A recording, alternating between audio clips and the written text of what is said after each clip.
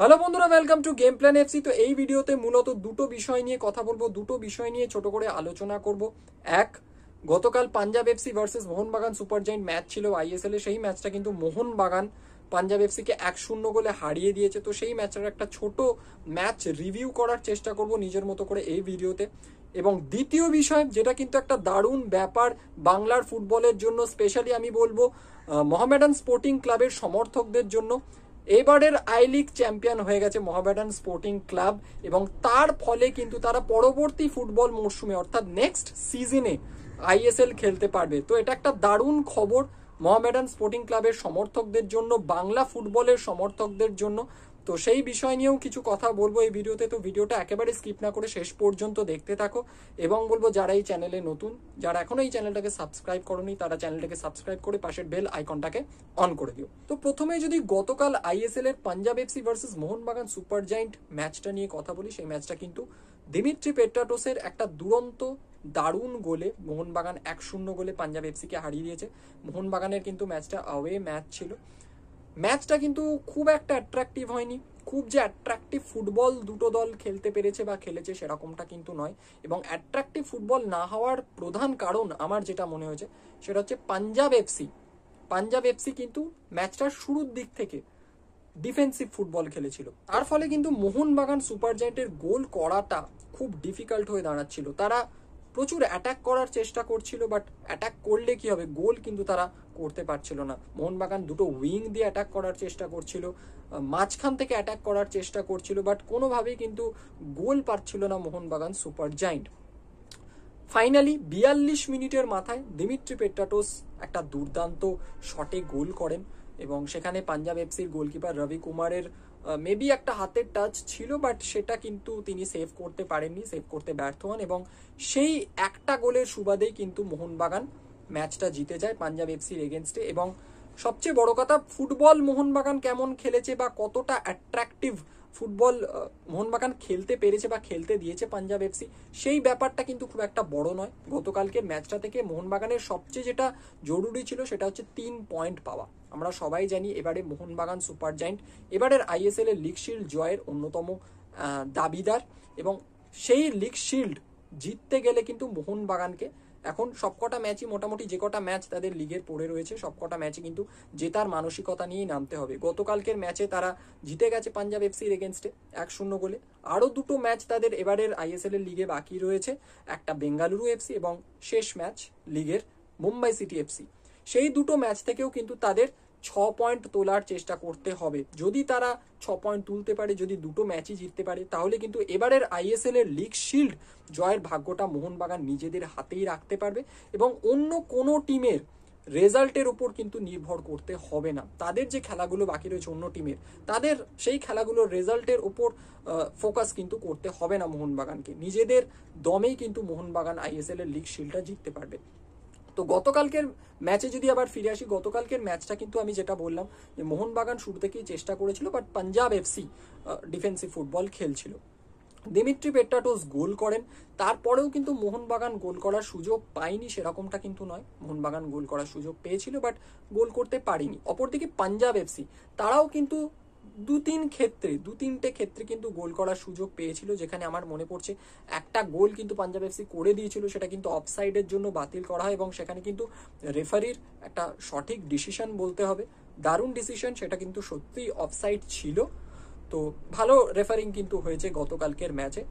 তো ভালো ফুটবল মোহনবাগান খেলার চেষ্টা করেছে। এবং পাঞ্জাব এফসির ক্ষেত্রে কি হলো, পাঞ্জাব এফসি যে গতকালকের ম্যাচটা হেরে গেল, তার ফলে কিন্তু এবারের আইএসএল এর পয়েন্টস টেবিলের টপ 6-এ থাকার যে রেস, সেটা কিন্তু ওভার হয়ে গেল। পাঞ্জাব এফসি কিন্তু আর কোনোভাবেই এবারের আইএসএল এর পয়েন্টস টেবিলের টপ 6-এ থাকতে পারবে না।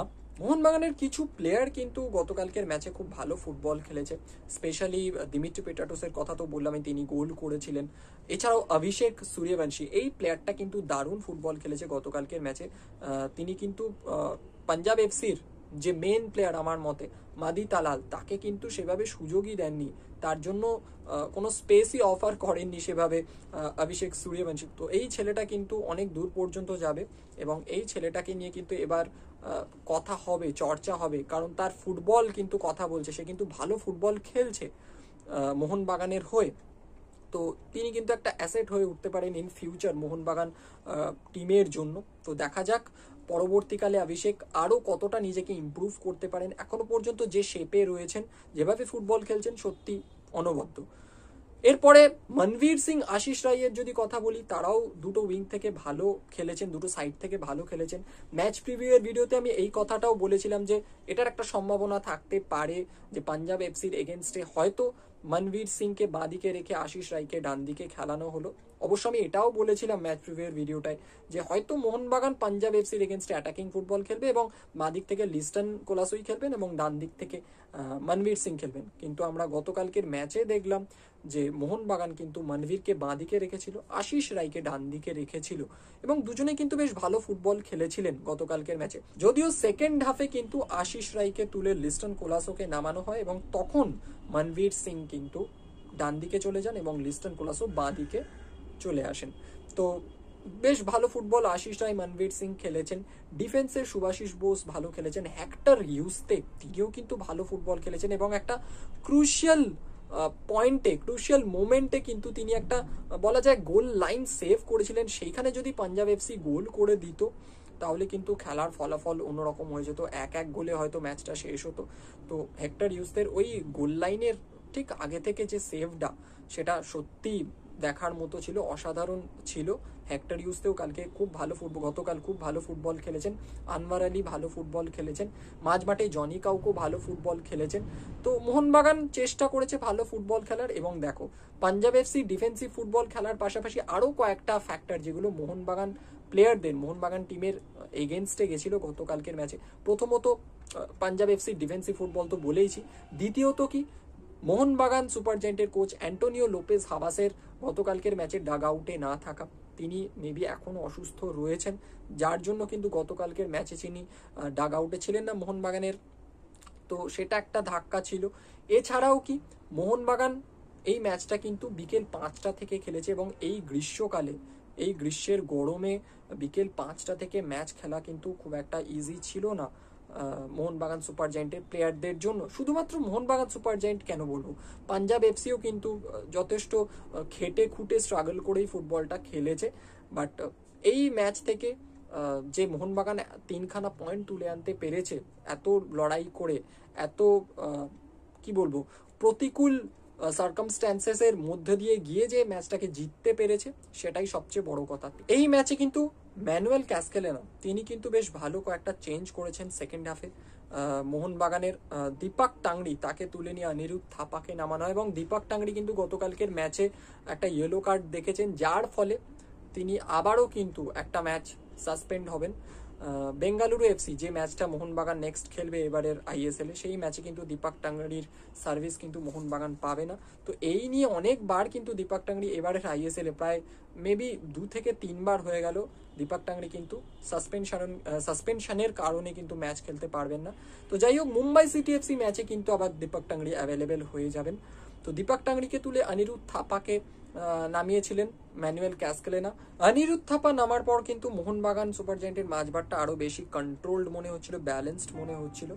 এছাড়াও কিন্তু ব্র্যান্ডন হ্যামিলকে নামানো হয় একটা খুব সুন্দর জায়গায়, জেসন কামিংসকে তুলে নিয়ে ম্যাচের একটা খুব সুন্দর পজিশনে কিন্তু ব্র্যান্ডন হ্যামিলকে নামানো হয়। মোহনবাগান 1 গোলের লিডেই ছিল এবং সেই গোলের লিডটাকে প্রোটেক্ট করতে হলে ভালো ডিফেন্স করতে হতো এবং সেখানেই কিন্তু ব্র্যান্ডন হ্যামিলের মতো একজন ডিফেন্ডারকে নামানো হয়।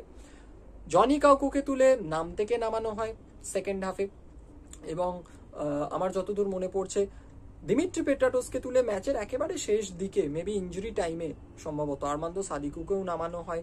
লিস্টন কোলাসোর কথা তো বলেইছি যে আশিস রায়কে তুলে লিস্টন কোলাসোকেও নামানো হয়। অপরদিকে পাঞ্জাব এফসিও অনেক কটা চেঞ্জ করে, বাট তাদের চেঞ্জগুলো খুব একটা ম্যাচটার মধ্যে ইম্প্যাক্ট ফেলতে পারেনি এবং ফাইনালি মোহনবাগান ম্যাচটা 1-0 গোলে, দিমিত্রি পেট্রাটোসের একটা দারুণ গোলে, দুর্দান্ত গোলে কিন্তু জিতে যায় এবং সবচেয়ে বড় কথা 3 পয়েন্ট ম্যাচটা থেকে পায়। তো এরপরে মোহনবাগানের ম্যাচ রয়েছে বেঙ্গালুরু এফসির এগেনস্টে, সেটাও কিন্তু মোহনবাগানের অ্যাওয়ে ম্যাচ হবে। আরও একটা কথা বলে রাখা উচিত, গতকালকের ম্যাচে কিন্তু লিস্টন কোলাসো একটি হলুদ কার্ড দেখেছেন এবং সেই হলুদ কার্ডটি নিয়ে তার এবারের আইএসএলে 3খানা হলুদ কার্ড হয়ে গেল। সুতরাং মোহনবাগানের পরের ম্যাচ বেঙ্গালুরু এফসি, সেই ম্যাচে যদি লিস্টন কোলাসো আরও একটা ইয়েলো কার্ড দেখেন তাহলে কিন্তু মোহনবাগান মুম্বাই সিটি এগেনস্টে যে ম্যাচটা খেলবে নিজেদের ঘরের মাঠে, সেই ম্যাচে কিন্তু লিস্টন কোলাসো অ্যাভেলেবেল থাকবেন না। তো পরবর্তী যে ম্যাচটা রয়েছে মোহনবাগানের বেঙ্গালুরু এফসির এগেনস্টে, সেই ম্যাচে কিন্তু লিস্টন কোলাসোকে একটু সাবধান থাকতে হবে। এরপরে যে বিষয়টা নিয়ে কথা বলবো সেই বিষয়টা কিন্তু একটা দারুণ দারুণ ব্যাপার বলা যায় বাংলার ফুটবলের জন্য, বাংলা ফুটবলের সমর্থকদের জন্য, এবং স্পেশালি মোহামেডান স্পোর্টিং ক্লাব অর্থাৎ মোহামেডান এসসির সমর্থকদের জন্য একটা দারুণ খুশির খবর। গতকাল একটা ম্যাচ ছিল আই লিগ 2023-24 অর্থাৎ এবারের আই লিগে মোহামেডান স্পোর্টিং ক্লাব কিন্তু অ্যাওয়ে ম্যাচ খেলতে নেমেছিল শিলং লাজং এর এগেনস্টে, এবং সেই ম্যাচটা কিন্তু মোহামেডান স্পোর্টিং ক্লাব জিতে গেছে 2-1 গোলে। একদিন আগে অর্থাৎ 5ই এপ্রিল 2024 আমি একটি ভিডিওতে বলেছিলাম যে মোহামেডান স্পোর্টিং ক্লাবের এবারের আই লিগে লাস্ট দুটো ম্যাচ থেকে আর 1 পয়েন্টও যদি তারা পায়, অন্তত যদি 1 পয়েন্টও পায়, যদি একটা ম্যাচ ড্র করতে পারে, তাহলেই কিন্তু এবারের আই লিগ চ্যাম্পিয়ন হয়ে যাবে মোহামেডান স্পোর্টিং ক্লাব।